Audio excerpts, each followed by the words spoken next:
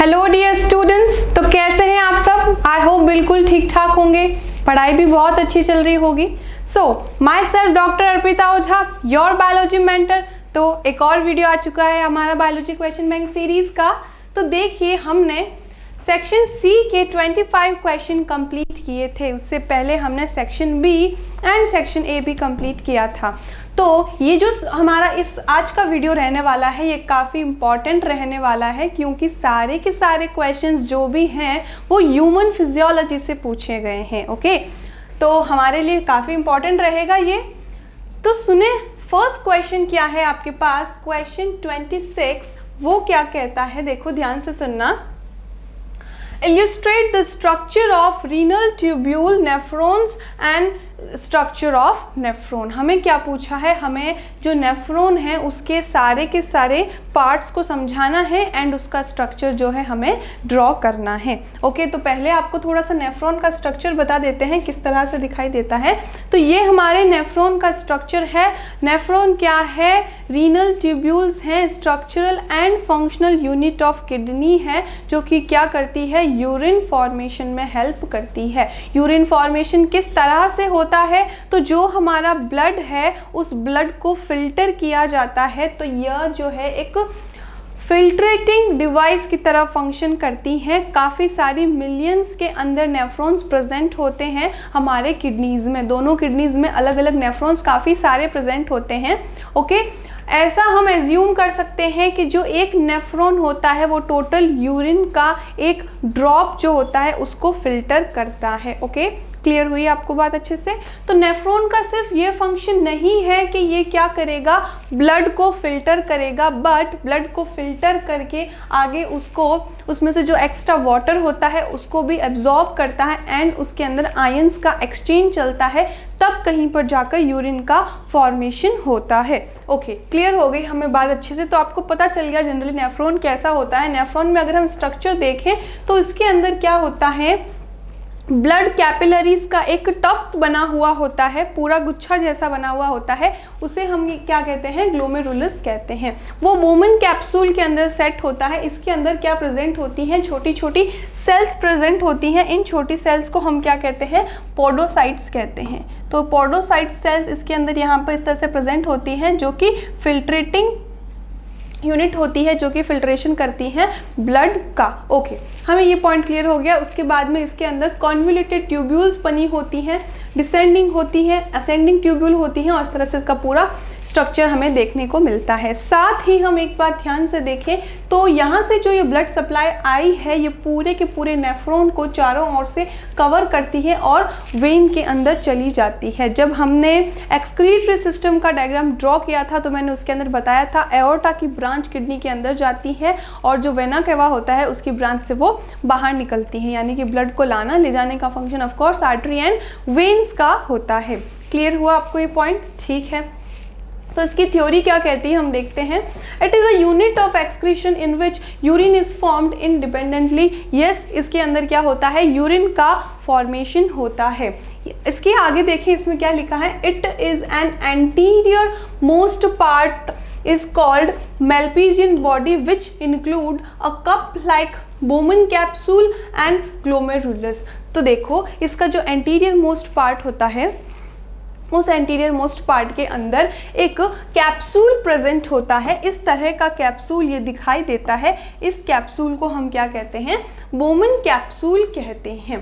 Clear है आपको। और उसके अंदर क्या प्रेजेंट होता है, ग्लोमेरुलस प्रेजेंट होता है। ओके, तो ये जो है हमारे नेफ्रॉन का सबसे कौन सा पार्ट हो गया, एंटीरियर मोस्ट पार्ट होता है। ठीक है, फिर यहाँ पर ग्लोमेरुलस को अच्छे से एक्सप्लेन किया है। वो क्या है, it is a bunch of blood capillaries. देखिए ये बंच है ब्लड कैपिलरीज का। It receive the blood through the afferent arterioles. यहाँ से ब्लड आया है तो ये क्या कहलाती है, एफरेंट आर्टीरियल कहलाती हैं, और जहाँ से ब्लड चला जाता है उसे हम क्या कहते हैं, efferent arterioles and comes out through the efferent arterioles। क्लियर हुआ आपको बात समझ में अच्छे से। The diameter of efferent is comparatively more than as compared to efferent arteriole। जो हमारी efferent arteriole होती है उसका डायमीटर थोड़ा सा जो है वो ज़्यादा होता है। ये बात आपको अच्छे से क्लियर हुई। एक एक पॉइंट नोट करते जाइएगा साथ साथ में, तो आपको अच्छे से समझ में आएगा हम क्या पढ़ रहे हैं। उसके बाद में the Bowman capsule open into the proximal convoluted tubule. ये हो गया बोमन कैप्सूल। इसके यहाँ पर क्या होगा, फिल्ट्रेशन होगा। यहाँ पे पोडोसाइट्स प्रेजेंट होती हैं जो कि क्या करती हैं, ब्लड को फिल्टर करती हैं। ब्लड किस तरह से फिल्टर होगा, जो भी इसके अंदर वेस्टिजियस सब्सटेंस होगा वो इसके अंदर कलेक्ट हो जाएगा। उसके बाद में वो आगे कहाँ पर खुलता है, प्रॉक्सिमल कॉन्वोल्यूटेड ट्यूब्यूल में। ये जो हमारा पार्ट है ये नेक्स्ट किसके अंदर खुलेगा, पीसीटी के अंदर खुलेगा। पीसीटी को हम क्या कहते हैं, प्रॉक्सिमल कॉन्वोल्यूटेड ट्यूब्यूल के अंदर खुलता है through a short and straight neck. देखिए इसके अंदर शॉर्ट और स्ट्रेट नेक होती है जिसके थ्रू ये क्या होता है, पीसीटी के अंदर खुलता है। The anterior part of PCT is more coiled whereas posterior part is almost straight. अगर हम इसके डायग्राम को देखें तो देखिए जो पीसीटी है, पीसीटी का जो एंटीरियर पार्ट होता है ये हाईली कॉइल्ड होता है। मैंने समझाने के पर्पज से थोड़ा कॉइल्ड नहीं बनाया है, बट ये हद से ज़्यादा क्या होता है, कॉइल्ड पार्ट होता है। उसके बाद का जो पार्ट होता है वो थोड़ा सा क्या हो जाता है, स्ट्रेट हो जाता है। तो हमने यहाँ पर क्या पढ़ लिया, ये क्या पार्ट हो गया हमारा, पीसीटी। पीसीटी यानी कि प्रॉक्सिमल कॉन्वोल्यूटेड ट्यूब्यूल। क्लियर हो गया, ओके। देन उसके बाद में क्या आता है देखते हैं हम। Whereas the posterior part is almost straight the PCT opens into Henle loop. अब ये जो हमारी पीसीटी होती है ये क्या कहाँ पर खुलती है, हैनले लूप के अंदर खुलती है। तो ये जो आपको लूप देखने को मिलता है इसे हम क्या कहते हैं, हैनलेज लूप कहते हैं। अब ये जो हैनले लूप है ये हेयर पिन लाइक स्ट्रक्चर होता है, तो यहाँ पर हम लिख लेते हैं ये क्या है, हैनले लूप। क्लियर, समझ में आया आपको।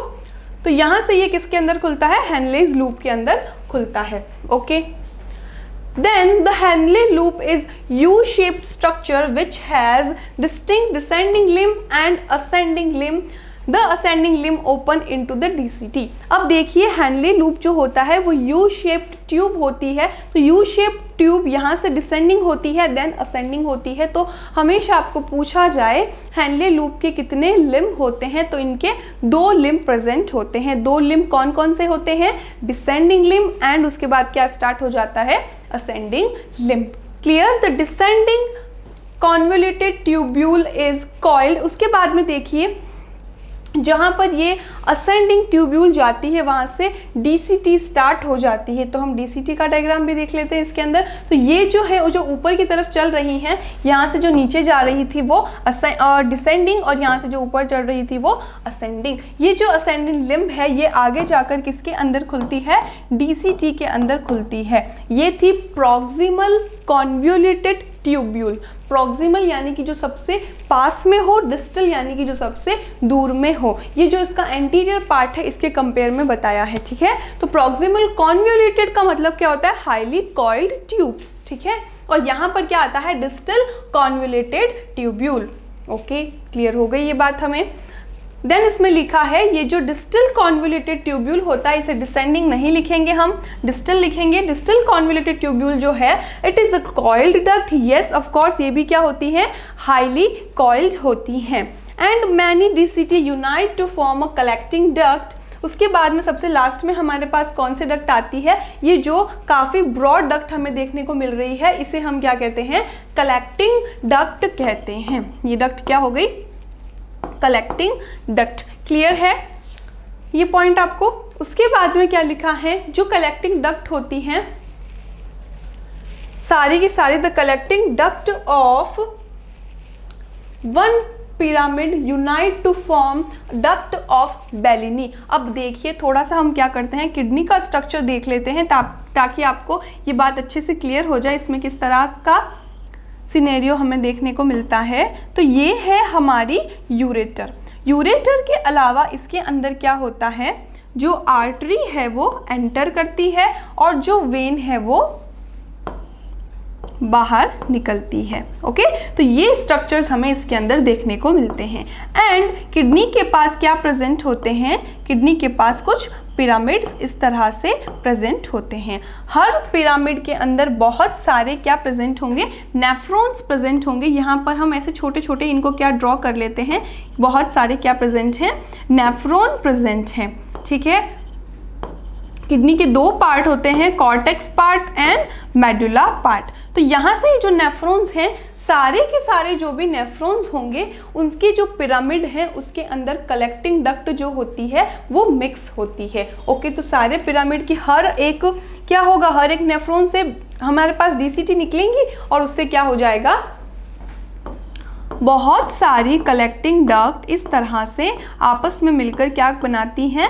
डक्ट ऑफ बेलिनी बनाती हैं। ओके, उससे किसका फॉर्मेशन होता है? डक्ट ऑफ बेलिनी का फॉर्मेशन होता है। The duct of Bellini lead into the pelvis part. उसके बाद में ये जो यहाँ पर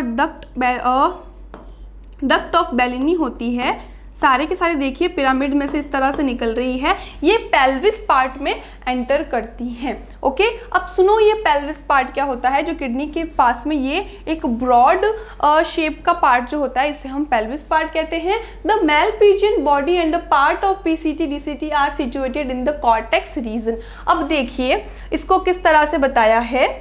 जो हमारे पास ये पूरा का पूरा नेफ्रॉन का डायग्राम है, इसमें इन्होंने समझाया है कि इस तरह से आप कॉर्टेक्स एंड मेडुला पार्ट को क्या कर सकते हैं?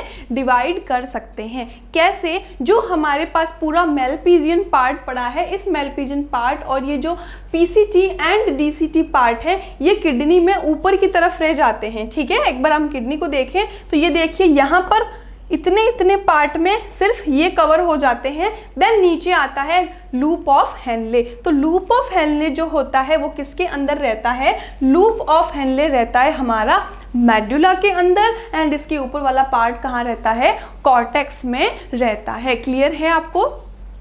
तो हम इसको लिख सकते हैं, ये पार्ट जो है ये क्या बनाएगा? कॉर्टेक्स के अंदर रहेगा, और ये पार्ट जो है ये कहाँ रहेगा? मेडुला के अंदर रहेगा। Okay, clear? तो इस तरह से क्या होता है, हमें ये देखने को मिलता है। The efferent arteriole form a peritubular capillary network around the PCT, DCT and loop of Henle, which is called vasa recta। अब देखिए ये जो हमारे, ये तो आने वाली थी इसलिए इसका नाम क्या था?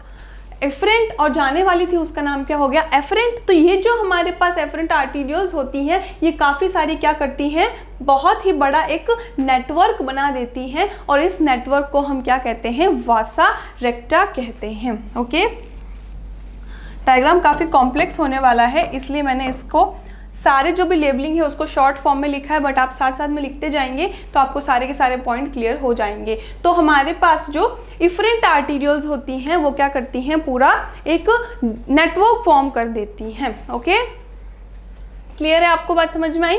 तो उससे किसका फॉर्मेशन होता है? वासा रेक्टा का फॉर्मेशन होता है। The capillaries of vasa recta join to form venules which finally open into renal vein. ये है हमारी फाइनल रीनल वेन। ठीक है, अरे रेड से थोड़ी बनाएंगे वेन को। तो देखना, ये है हमारी रीनल वेन, एंड वो क्या थी? रीनल आर्टरी थी। तो जो सारी वेन्यूल्स होती हैं, ये सारी की सारी वेन्यूल्स क्या करती हैं? जितनी भी वासा रेक्टा तुम्हारे पास आएगी वो वेन्यूल के अंदर चली जाएगी। ओके, क्लियर है? ये पॉइंट भी आपको समझ में आ गया? तो इस तरह से हमें देखने को मिलता है कि किसी भी किडनी के अंदर जो नेफ्रॉन होता है उसका किस तरह से अरेंजमेंट रहता है। और यहाँ पर एक चीज़ हम और लिख लेंगे, ये जो है हमारे पास एफरेंट आर्टीरियल्स हैं। ठीक है, और ये क्या हो जाएगा? इफरेंट आर्टीरियल्स हो जाएंगी, हमारे पास देखने को मिलेगी, या फिर हम इसको कैपिलरीज भी कह सकते हैं। क्लियर? समझ में आया आपको ये पॉइंट अच्छे से? किस तरह से इसके अंदर हमें सारा का सारा अरेंजमेंट देखने को मिलता है। ओके, तो यहाँ तक वासा रेक्टा के बाद जब ये रीनल वेन में खुलती है तो वहाँ से वो क्या करता है? एक्स्ट्रा ब्लड जो भी था, फिल्टर हो चुका था, वो वापस बॉडी से बाहर चला जाता है। तो ये जो पूरा का पूरा स्ट्रक्चर होता है, ये स्ट्रक्चर किसका होता है? नेफ्रॉन का होता है। तो नेफ्रॉन के स्ट्रक्चर में क्या होता है? सबसे पहले ब्लड आएगा, एफरेंट आर्टीरियल से आएगा, उसके बाद में क्या होगा? वो जो हमारा ग्लोमेरुलस है, तो यहाँ पे इसको एक और लेबलिंग के तौर पे लिख लेते हैं, ये क्या है, ग्लोमेरुलस है, और उसके बाद में ये क्या है, बोमन कैप्सूल है। ओके, आप पूरा इसको लेबलिंग लिखेंगे एग्जाम में। एंड उसके बाद में पीसीटी के अंदर आता है, उसके बाद में इसके 2 लिम्स आते हैं, डिसेंडिंग लिम्ब होता है, ये लिम्ब हो गया हमारा डिसेंडिंग लिम्ब, और ये वाला लिम्ब हो गया असेंडिंग लिम्ब। अब उसके अंदर भी थिक एंड थिन प्रेजेंट होता है, तो जो हमारे डिसेंडिंग लिम्ब होता है उसके अंदर थिक, देन उसके बाद थिन आता है, फिर वहाँ से थिन, और उसके बाद में क्या देखने को मिलता है, थिक देखने को मिलता है। और साथ में ये डीसीटी होती है, डीसीटी से वो कलेक्टिंग ट्यूब में चली जाती हैं। यहाँ पर जो हमें वासा रेक्टा का पूरा नेटवर्क देखने को मिलता है, जो कि कहाँ से आया था, इफरेंट आर्टीरियल से जो हमारे पास आया था, उसका क्या फंक्शन होता है कि यहाँ पे जितना भी ब्लड सप्लाई रहेगा उससे आप आयंस का एक्सचेंज अच्छे से कर पाएंगे। मान लीजिए हमारा जो फिल्टरेट है, जो कि फिल्टर होके आया है, उसमें अगर वाटर कंटेंट ज़्यादा है तो वो वाटर क्या करेगा, सीधा वापस कैपिलरी के अंदर चला जाएगा। इसलिए वासा रेक्टा यहाँ पे अच्छे से पूरी तरह से कवर्ड फॉर्म में रहती हैं। क्लियर? तो ये तो हमारा पूरा नेफ्रॉन का डायग्राम हो गया। एग्जाम में आएगा तो आपको इतना लिखना होगा, आप स्ट्रक्चर बताएंगे एंड सारे के सारे उसको लेबल करके समझाएंगे। नेक्स्ट हम नेक्स्ट क्वेश्चन देखें तो वो क्वेश्चन क्या है, क्वेश्चन नंबर 27। वो क्या कहता है, illustrate the mechanism of human digestive system. तो हमने अभी देखा था एक्सक्रीटरी सिस्टम से क्वेश्चन पूछा था, अब हमें किससे पूछ लिया, डाइजेस्टिव सिस्टम से क्वेश्चन पूछ लिया। सारे के सारे ह्यूमन फिजियोलॉजी से क्वेश्चन पूछे जा रहे हैं। तो क्या होता है, हमें समझना होगा कि जो हमारा डाइजेस्टिव सिस्टम होता है उसका फंक्शन क्या है, डाइजेशन करना। किसका डाइजेशन करना, फूड का डाइजेशन करना इसका मेन फंक्शन होता है। ओके, तो फूड का डाइजेशन कहाँ कहाँ होता है, कैसे होता है, क्या क्या उसके प्रोसेस होते हैं, उसमें एंजाइम कौन से चाहिए, जो डाइजेस्टिव सिस्टम के सारे ऑर्गन है, सारे ऑर्गन में से किसका क्या क्या फंक्शन है, वो सब हम देखते हैं डाइजेशन के अंदर। तो उससे पहले हम एक डेफिनेशन क्लियर कर लें, डाइजेशन क्या होता है। तो डाइजेशन का मतलब होता है जो कॉम्प्लेक्स सब्सटेंसेस हैं जो कि हमने इनटेक किया है उनको सिंपल एब्जॉर्बेबल फॉर्म में कन्वर्ट करना। हमने कोई भी पार्ट जो एज अ न्यूट्रिएंट हमने जो भी सब्सटेंस खाया है उसे हम क्या कहते हैं, फूड कहते हैं। आपको फूड की डेफिनेशन समझ में आ गई। हम हमारे न्यूट्रिशन के लिए क्या करते हैं, बाहर से कोई भी सब्सटेंस लेते हैं जिसे हम फूड कहते हैं। तो ये जो फूड होता है ये काफ़ी कॉम्प्लेक्स कंपाउंड्स के फॉर्म में प्रेजेंट होता है। ये काफ़ी कॉम्प्लेक्स सब्सटेंसेस होते हैं, उन्हें हम क्या करते हैं, डाइजेस्टिव एंजाइम्स की हेल्प से और डाइजेस्टिव ऑर्गन्स की हेल्प से हम क्या करते हैं, उनको सिंपल एब्जॉर्बेबल फॉर्म में कन्वर्ट करते हैं। ये जो सिंपल एब्जॉर्बेबल फॉर्म्स में कन्वर्ट हो जाते हैं उसके बाद इन्हें ब्लड में एब्जॉर्ब कर लिया जाता है और सारे ऑर्गन्स तक पहुंचा दिया जाता है। अब उसके बाद क्या होता है, जो ये फाइनल इसका जो प्रोडक्ट होता है वो ग्लूकोज के फॉर्म में कन्वर्ट होता है एंड ये ग्लूकोज क्या किया जाता है, सारे ऑर्गन्स को दे दिया जाता है। इस ग्लूकोज की हेल्प से वो क्या करते हैं, एटीपी का फॉर्मेशन करते हैं। क्लियर है, आपको बात समझ में आई। अब आपको मेन पर्पस समझ में आया। हम इतना बड़ा डाइजेस्टिव सिस्टम लेके बैठे हैं, इसका फंक्शन क्या है, इसका फंक्शन ये है हम हमारे फूड को छोटे छोटे पार्टिकल्स में तोड़ेंगे, सबसे सिंपलेस्ट फॉर्म बना देंगे ग्लूकोज। तो इन द एंड हमें ग्लूकोज के अंदर सारा कन्वर्ट करना होता है। फिर हम इस ग्लूकोज को क्या करते हैं, एब्जॉर्ब करवा देते हैं और ब्लड में वो चला जाता है। फिर ब्लड के थ्रू सारे के सारे ऑर्गन्स को उसे दे दिया जाता है। वहां पर क्या करते हैं, उस ग्लूकोज को हम तोड़ते हैं एंड एटीपी का फॉर्मेशन करते हैं। एटीपी क्या होती है, हमारी बॉडी की एनर्जी करेंसी होती है। तो इस एनर्जी करेंसी की हेल्प से बॉडी के सारे मेटाबॉलिक फंक्शंस होने वाले हैं, सारी एक्टिविटीज एटीपी के ऊपर डिपेंड करती हैं, इसलिए एटीपी बनाना बहुत ज़्यादा ज़रूरी होता है। तो ये पूरा का पूरा डाइजेस्टिव सिस्टम का सबसे मेन प्रिंसिपल आपको क्लियर हो गया कि हमें डाइजेशन सब्सटेंसेस का किस तरह से करवाना होता है। तो यहाँ पे हमें पूछा है उसका मैकेनिज्म क्या है ह्यूमन डाइजेस्टिव सिस्टम का। तो मैकेनिज्म समझने से पहले हमें ये समझना ज़रूरी है कि ये जो है इसका स्ट्रक्चर किस तरह से दिखता है। तो हम ह्यूमन डाइजेस्टिव सिस्टम एक बार ड्रॉ कर लेते हैं। तो किस तरह से होता है, देखिए कहाँ से स्टार्ट होगा, ऑफ कोर्स कहाँ से स्टार्ट हो जाएगा, माउथ से स्टार्ट हो जाएगा। ठीक है, ये हमारा माउथ से स्टार्ट हो गया। तो माउथ के अंदर जाते ही सबसे पहले क्या आते हैं, टीथ आते हैं। ठीक है, तो टीथ के ऊपर आपको अलग से क्वेश्चन पूछा जाता है, डेंटल फॉर्मूला आपको पूछा जाता है, वो आपको अच्छे से क्लियर हो जाना चाहिए। तो यहाँ पर सबसे पहले किससे पूछते हैं, हाँ टीथ हमें देखने को मिलता है। टीथ के बाद जो हमारी बकल कैविटी होती है, बकल कैविटी में क्या प्रेजेंट होती है, टंग प्रेजेंट होती है।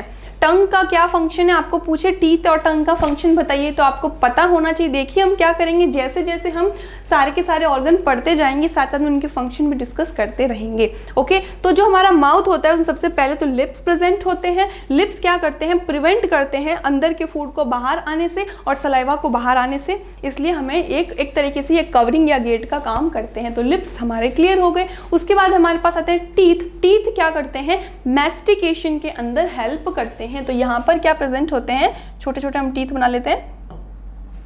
तो ये क्या है, टीथ जो होते हैं ये क्या करते हैं, मैस्टिकेशन में हेल्प करते हैं। फूड, जो बड़ा फूड पार्टिकल आपने लिया होगा उसको थोड़े छोटे छोटे टुकड़ों के अंदर वो तोड़ देगा। उसके बाद में जो ये हमारी टंग होती है, टंग का क्या फंक्शन होता है, टीथ का फंक्शन क्लियर हो गया। नोट करते जाइए सारा, देखो सारा ये सब पॉइंट्स बोर्ड पे लिखना इतना पॉसिबल नहीं है, इसलिए आप साथ में नोटबुक लेके बैठेंगे और सब बातें नोट करते जाएंगे, राइट।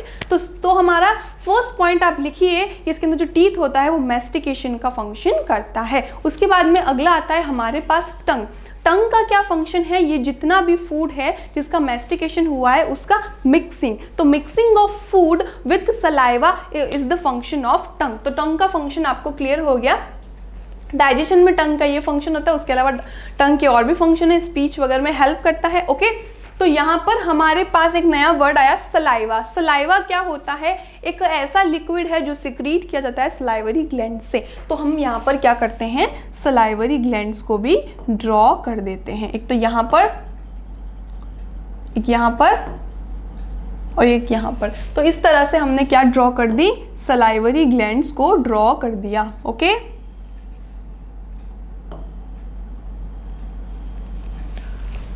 तो यहाँ पर समझ में आ गया सलाइवरी ग्लैंड्स क्या करती हैं, सलाइवा का सिक्रीशन करती हैं। और ये सलाइवा क्या करता है, जो हमारा फूड है उसको अच्छे से मिक्स करके एक बोलस फॉर्म में कन्वर्ट कर देता है। नोट करिए ये भी बात कि जो बोलस होता है वो क्या है, जब फूड को अच्छे से मैस्टिकेशन, चर्निंग मूवमेंट के थ्रू उसका अच्छे से मैस्टिकेशन करवा दिया जाता है, पूरा का पूरा वो पेस्ट फॉर्म में कन्वर्ट हो जाता है, सलाइवा उसमें अच्छे से मिक्स हो जाता है, तो इसके अंदर किसका फॉर्मेशन होता है, बोलस का फॉर्मेशन होता है। ओके, तो यहाँ से हमारी स्टार्ट होती है ईसोफेगस।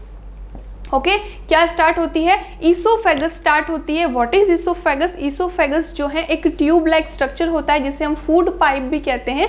ये जो होती है ऊपर एपिग्लोटिस नाम के एक लिड से ढकी होती हैं। तो यहाँ पर क्या प्रेजेंट होता है, एपिग्लोटिस प्रेजेंट होता है। ये जो एपिग्लोटिस है ये क्या करता है, wind pipe and food pipe पर स्विच करते रहता है। जैसे कि आपने अगर कोई फूड लिया है उसका आप स्वेलो करोगे तो वो कहाँ चला जाएगा, ईसोफेगस में चला जाएगा। उस टाइम क्या होगा, जो एपिग्लोटिस है वो शिफ्ट होके कहाँ, किसके ऊपर आ जाएगा, विंड पाइप के ऊपर आ जाएगा, यानी कि हमारी ट्रेकिया के ऊपर वो आ जाएगा। तो हमने और किसका ड्रॉ कर दिया, हमने एपिग्लोटिस को भी क्या कर दिया, इसके साथ में ड्रॉ कर दिया। उसके बाद में अगली आती है ईसोफेगस। तो हम पूछेंगे ईसोफेगस का क्या फंक्शन होता है, तो ईसोफेगस क्या करवाती है, पेरिस्टालसिस मूवमेंट करवाती हैं। व्हाट इज पेरिस्टालसिस मूवमेंट, तो एक वेव लाइक मूवमेंट होता है, उसे हम कहते हैं पेरिस्टालसिस मूवमेंट, जो कि हेल्प करता है आपके बोलस को माउथ यानी कि बकल कैविटी से स्टमक तक पहुंचने में। देन इसके बाद अगला स्ट्रक्चर हमें देखने को मिलता है, वो क्या है, स्टमक। ओके, तो ये हमने स्टमक ड्रॉ कर लिया। अब ये जो स्टमक है ये क्या है, जे शेप का बैग लाइक स्ट्रक्चर होता है, जो क्या करता है, यहाँ पर एक स्फिंक्टर लगा होता है। स्फिंक्टर के थ्रू ही जो हमारी ईसोफेगस होती है वो क्या करती है, स्टमक के अंदर ओपन होती है। पॉइंट आपको क्लियर हो गया कि जो हमारी ईसोफेगस है वो क्या करती हैं, स्टमक जो है उसके अंदर एक स्फिंक्टर से खुलती हैं। ओके, तो ये जो स्टमक है, अब इसका फंक्शन पूछा जाए तो इसका फंक्शन क्या होता है, तो इसके अंदर काफ़ी सारे गैस्ट्रिक जूस सिक्रीट होते हैं, लाइक पेप्सिन हो गया, रेनिन हो गया, काइमोसिन हो गया एंड HCl हो गया। ठीक है, ये जो इतने सारे एंजाइम्स हैं ये क्या करते हैं, जो हमारा स्टमक है इसका pH कैसा कर देते हैं, इसका एसिडिक पीएच कर देते हैं। एसिडिक पीएच की वजह से क्या होता है, जो इसके अंदर पड़ा फूड है वो डाइजेस्ट होना स्टार्ट हो जाएगा। ओके, फर्स्ट हमें क्लियर हो गया। दूसरा, सोचिए अगर इसमें इतना ज़्यादा एसिडिक पीएच रहा और मैंने आपको बताया इसमें HCl भी सिक्रीट होता है, तो उस वजह से कुछ गड़बड़ नहीं हो जाएगी, तो जो हमारा स्टमक है इसकी जो वॉल्स हैं उनको भी डैमेज होने का खतरा रहता है। तो उसके लिए एक और सब्सटेंस जो है इसके अंदर सिक्रीट होता है, वो क्या है, म्यूकस। म्यूकस क्या करती है, इसकी वॉल को प्रोटेक्ट करके रखती है। उसके बाद में हम स्टमक जो है उसके एंड पॉइंट पर आते हैं, तो यहाँ पर भी क्या मिलता है, एक स्फिंक्टर देखने को मिलता है। ये जो स्फिंक्टर है ये क्या करता है, स्टमक को किसके अंदर ओपन करता है, ड्यूडेनम के अंदर ओपन करता है। तो ड्यूडेनम क्या है, जो हमारी स्मॉल इंटेस्टाइन होते हैं उसके 3 पार्ट होते हैं, DJI। तो डी यानी कि duodenum, then jejunum, then ileum, 3 part इसके होते हैं। तो यहाँ पर एक U shaped tube like structure कुछ इस तरह से हमें देखने को मिलता है। तो ये जो tube like U shaped structure है ये क्या कहलाता है, ड्यूडेनम कहलाता है। ओके, क्लियर हो गया हमें। देन इसके बाद क्या होता है, ये जो ड्यूडेनम है ये आगे जाती है जेजुनम के अंदर, देखिए, एंड जेजुनम के बाद आती है हमारी इलियम। ओके, तो यहाँ पर ये क्या करती हैं, इसके ऊपर से देखिए एक लार्ज इंटेस्टाइन का पार्ट आ रहा है, इसलिए ये हमें क्लियर से दिखाई नहीं देती जेजुनम, लेकिन ये कुछ इस तरह से इसके ऊपर हाईली कॉइल्ड होती है। देन इलियम क्या करती है, ब्लाइंड सैक में ओपन होती है, और ब्लाइंड सैक से इसके बाद आगे किसका फॉर्मेशन हो जाता है, आगे हमारा फॉर्मेशन हो जाता है लार्ज इंटेस्टाइन का। ओके, तो यहाँ से हम किसको ड्रॉ कर लेंगे, लार्ज इंटेस्टाइन को ड्रॉ कर लेंगे। ओके, यहाँ से ब्लाइंड सैक का फॉर्मेशन होता है, उसके बाद लार्ज इंटेस्टाइन स्टार्ट हो जाती है। ओके, एंड इसके अंदर से एक वर्मीफॉर्म अपेंडिक्स नाम से छोटा सा प्रोजेक्शन निकलता है। देन ये जो है लार्ज इंटेस्टाइन ये रेक्टम में कन्वर्ट होती हैं, एंड इस तरह से ये एनस के अंदर कन्वर्ट होता है। ओके, तो यहाँ से हमने समझा ये जो ड्यूडेनम होती है ये यू शेप्ड की स्ट्रक्चर होती है। इस ड्यूडेनम से जेजुनम बनती है, जेजुनम से इलियम का फॉर्मेशन होता है, एंड ये जो इलियम है ये आगे जाके लार्ज इंटेस्टाइन बनवाती है। जो लार्ज इंटेस्टाइन होती है उसके भी 3 पार्ट इस तरह से डिवाइड होते हैं। ओके, ये असेंडिंग है, ये ट्रांसवर्स है, ये डिसेंडिंग कोलॉन है, तीनों इसके क्या कहलाते हैं, कोलॉन कहलाते हैं। Ascending colon, transverse colon and descending colon. ये जो डिसेंडिंग कोलॉन होती है ये किसके अंदर ओपन होती है, रेक्टम के अंदर ओपन होती है, और रेक्टम जो है आगे एनस के अंदर क्या करता है, खुलता है, और यहाँ से जो भी फूड आएगा वो पूरा का पूरा डाइजेस्ट होते हुए कहाँ से, रेक्टम के थ्रू हमारी बॉडी से बाहर निकल जाएगा। आपको ये पॉइंट अच्छे से क्लियर हो गया। तो ये जो है पूरा का पूरा हमें डाइजेस्टिव सिस्टम देखने को मिलता है। अब ये जो डाइजेस्टिव सिस्टम है इसके कुछ मेन ऑर्गन्स हैं, हम लिख लेते हैं, माउथ, टंग, राइट। उसके बाद में ये सलाइवरी ग्लैंड हो गई, किसका सिक्रीशन करेंगी, सलाइवा का सिक्रीशन करेंगी, और यहाँ पर बकल कैविटी हमें देखने को मिलती है। ओके, बकल कैविटी हो गई हमारे पास। उसके बाद में हमारे पास आता है एपिग्लोटिस,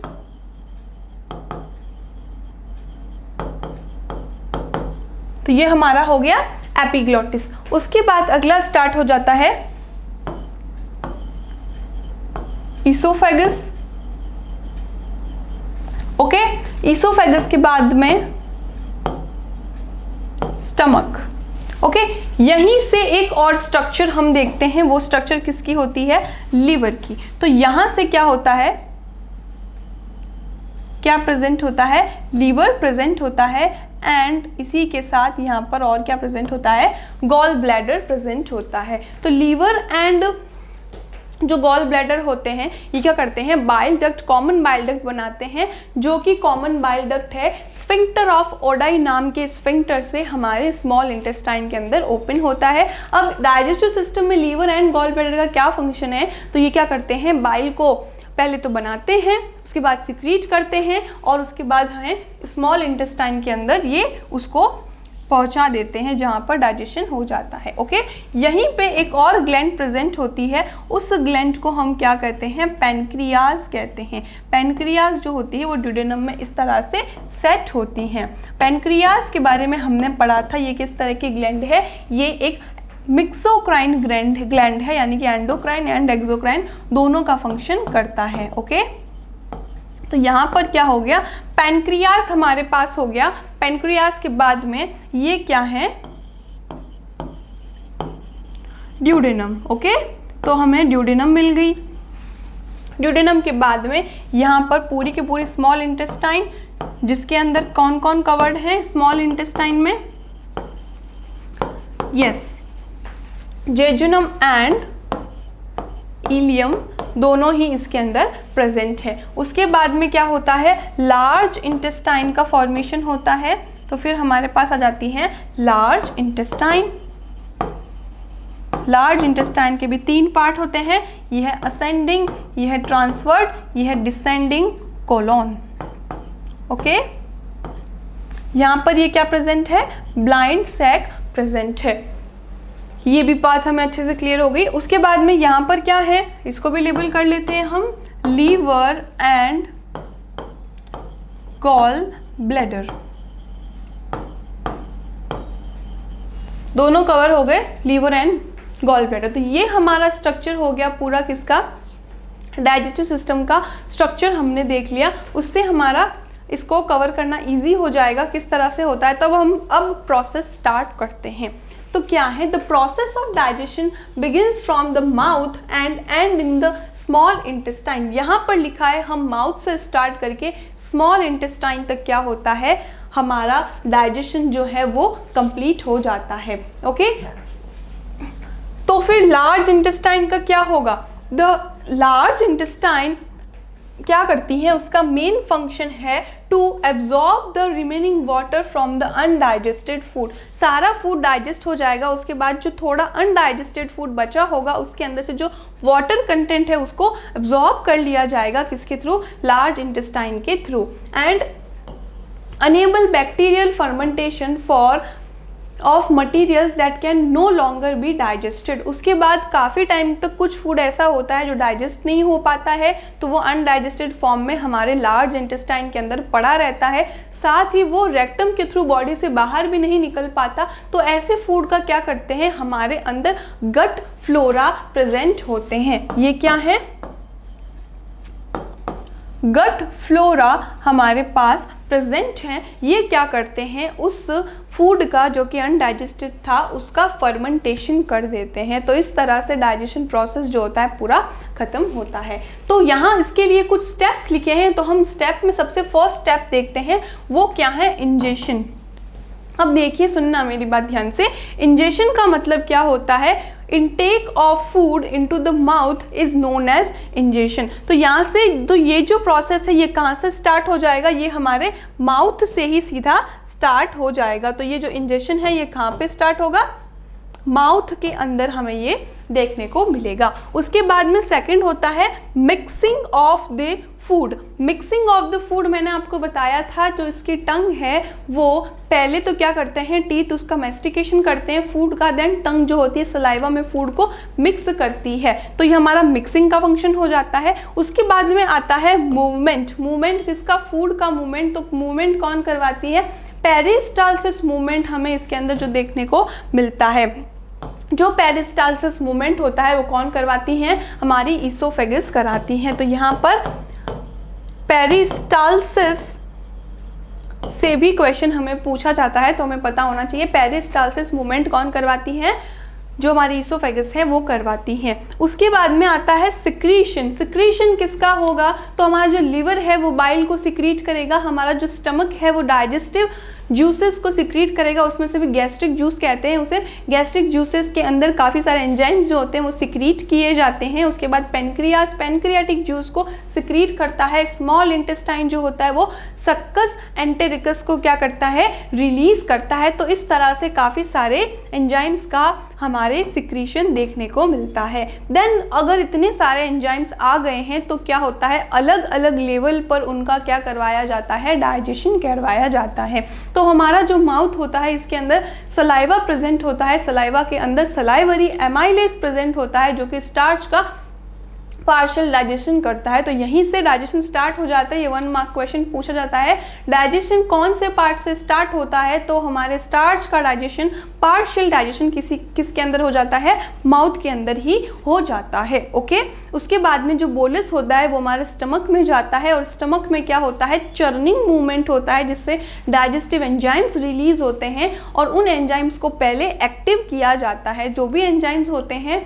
हमारे गैस्ट्रिक एंजाइम्स जो होते हैं उनको क्या करना पड़ता है? एक्टिवेट करना पड़ता है। तो HCl क्या करता है? एक्टिवेट करता है, और एक favourable pH, acidic pH provide करवाई जाती है। तो वहाँ से जो भी फूड निकलता है उसे हम क्या कहते हैं? काइम कहते हैं। ये जो काइम फूड है ये स्मॉल इंटेस्टाइन में जाता है, वहाँ पे भी succus entericus, pancreatic juice and bile सारे वहाँ पर मिलते हैं, और काफ़ी सारे अलग अलग पीएच पे वो फंक्शन करते हैं। मेनली एल्केलाइन पीएच वहाँ पर रखी जाती है स्मॉल इंटेस्टाइन में, एंड उसके बाद फंक्शन करवाया जाता है और फूड को डाइजेस्ट करवाया जाता है। तो हमारा डाइजेशन का पॉइंट क्लियर हुआ। अब जो सारा फूड है वो डाइजेस्ट हो गया, उसके बाद में स्मॉल इंटेस्टाइन जो है, स्पेशली जेजुनम और जो इलियम है, इसके अंदर क्या होते हैं? छोटे छोटे विलाई प्रेजेंट होते हैं। विलाई क्या होता है? फिंगर लाइक स्ट्रक्चर होते हैं। जो स्मॉल इंटेस्टाइन है वो खुद भी हाईली कॉइल्ड होती है, एंड हाईली कॉइल्ड होने के बाद उसमें हर एक उसकी जो अंदर वाली इनर लेयर होती है वो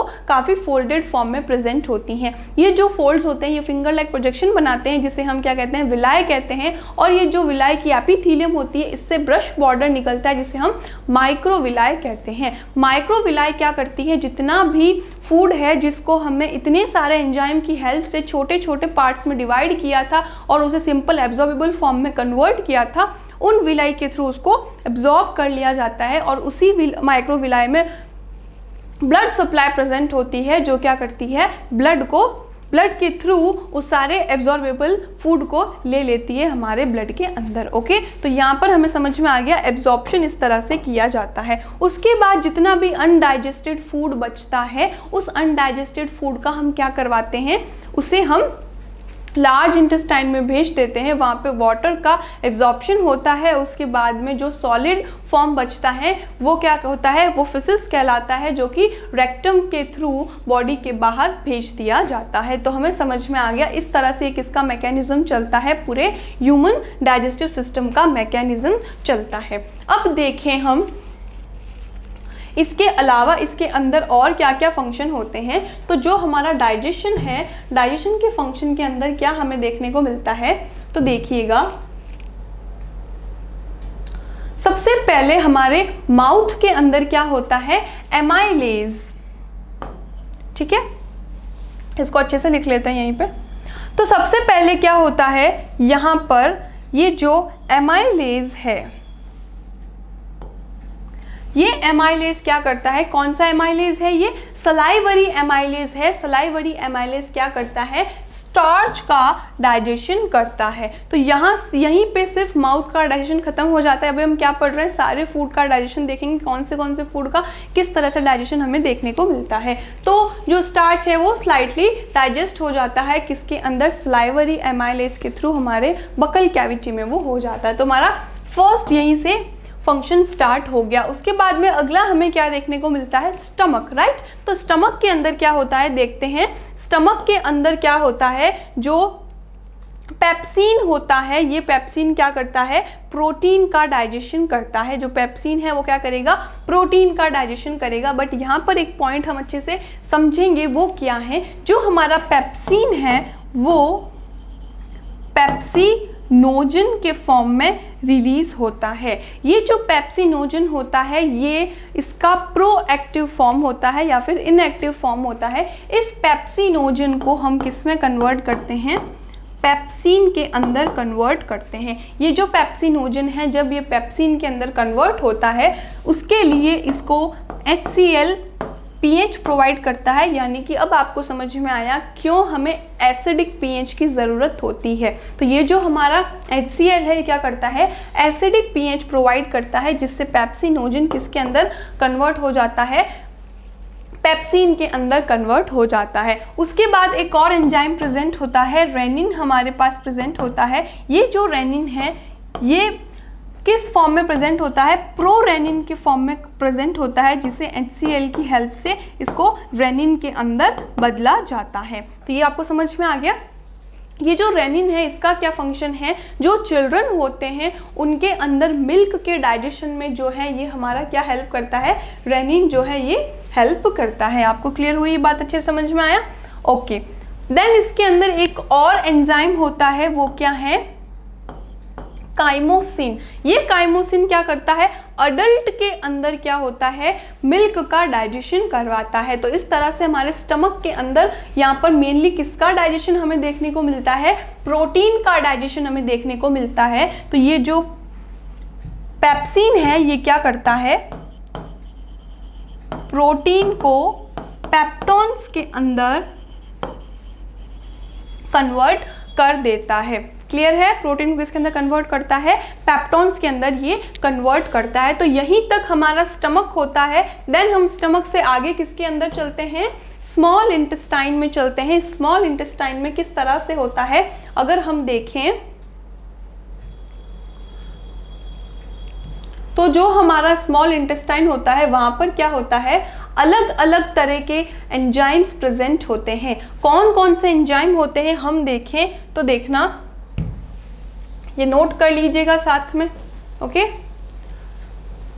तो स्मॉल इंटेस्टाइन के अंदर पेनक्रियाज से पेनक्रियाटिक जूस निकलते हैं। कौन कौन से पेनक्रियाटिक जूस होते हैं अगर हम देखें तो देखिए यहाँ पर क्या क्या एंजाइम्स लिखे हैं, काइमोट्रिप्सिन, काइमोट्रिप्सिन एंजाइम हमारे पास है। उसके बाद में पेनक्रियाटिक लाइपेज है। अब ये जो पेनक्रियाटिक लाइपेज है इसका क्या फंक्शन है, फैट का डाइजेशन ये करवाता है। उसके बाद में ट्रिप्सिन प्रेजेंट है एंड कार्बोऑक्सी, ये X लिखा है, कार्बोऑक्सी पेप्टाइडेज एंड पेनक्रियाटिक एमाइलेज। अब देखा हमने जो माउथ के अंदर एमाइलेज था उसे सेलाइवरी एमाइलेज क्यों कहा था, क्योंकि पेनक्रियाज भी क्या करता है, एमाइलेज को सिक्रीट करता है, इसलिए इसे हम क्या कहते हैं, पेनक्रियाटिक एमाइलेज कहते हैं। ओके, ये आपको क्लियर हो गया। तो यहाँ पर इतने सारे पेनक्रियाटिक जूसेस होते हैं जो कि क्या करते हैं, प्रोटीन को, कार्बोहाइड्रेट को एंड कुछ फैट को क्या करते हैं, डाइजेस्ट करते हैं। अब मैंने आपको इससे पहले वीडियो में बताया था जो बाइल होता है वो एक कॉम्प्लेक्स मॉलिक्यूल होता है, जो फैट होता है वो एक कॉम्प्लेक्स मॉलिक्यूल होता है। फैट को डाइजेस्ट करवाने के लिए ज़रूरी है हमें कि हम बाइल का सिक्रीशन करवाएं। तो ये जो लिवर होता है वो क्या करता है,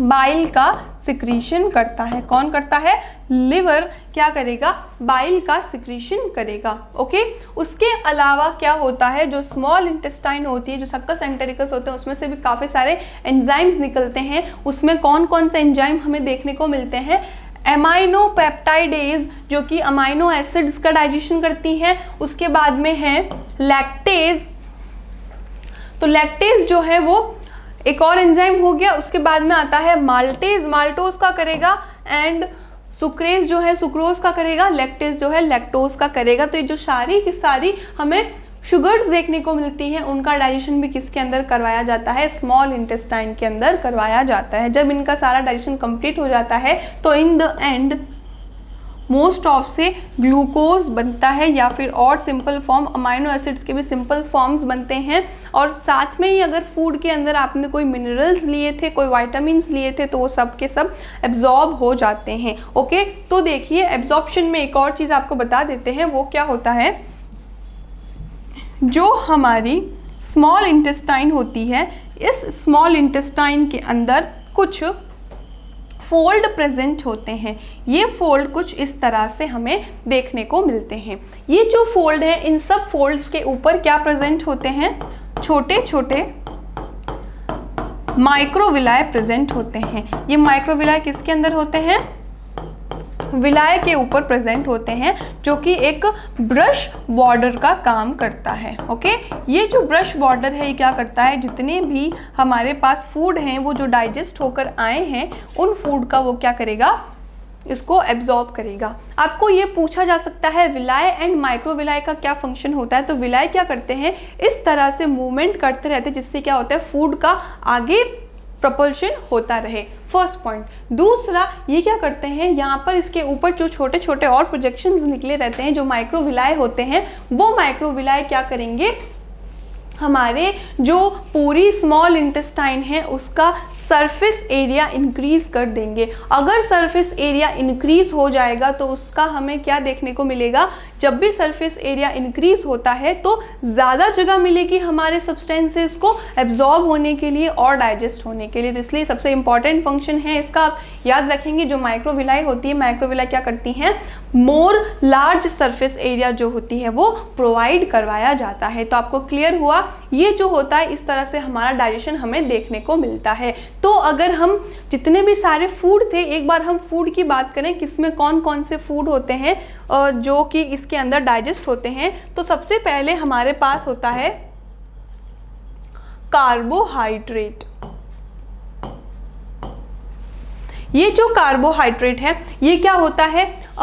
शुगर, ये जो होता है एक कॉम्प्लेक्स शुगर होती है, लाइक सुक्रोज कह सकते हैं। सुक्रोज के लिए सुक्रेज आती है, उसके बाद में लैक्टोज होती है, माल्टोज होती है, अलग अलग तरह की शुगर प्रेजेंट होती है, जिसको सिंपल फॉर्म में कन्वर्ट किया जाता है ग्लूकोज के फॉर्म में, फ्रक्टोज के फॉर्म में। इस तरह से अलग अलग फॉर्म में इसको क्या किया जाता है? कन्वर्ट किया जाता है। तो ये भी फंक्शन क्या होता है? हमारे स्मॉल इंटेस्टाइन के अंदर ही देखने को मिलता है। ओके, फर्स्ट पॉइंट क्लियर हो गया। उसके बाद में दूसरा, इसके अंदर क्या होता है?